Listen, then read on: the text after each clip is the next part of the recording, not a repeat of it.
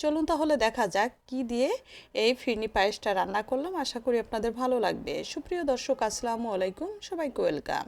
এখানে আমি 1.5 লিটার দুধ নিয়েছি, আর এই দুধটাকে জাল হতে থাক, ওদিকে আমি অন্য কাজটা সেরে নিব। এখানে আমি 150 গ্রাম কাউনের চাল নিয়েছি।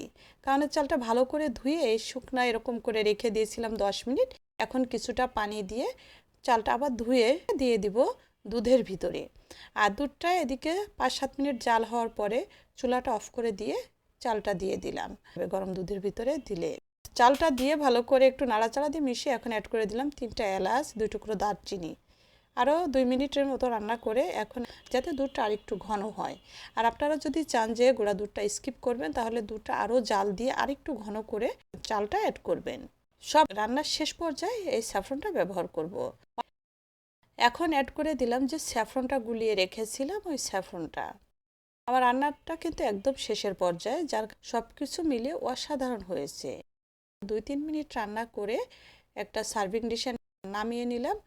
এখন কিছু কিশমিশ এবং কাজু বাদাম দিয়ে সার্ভ করলাম।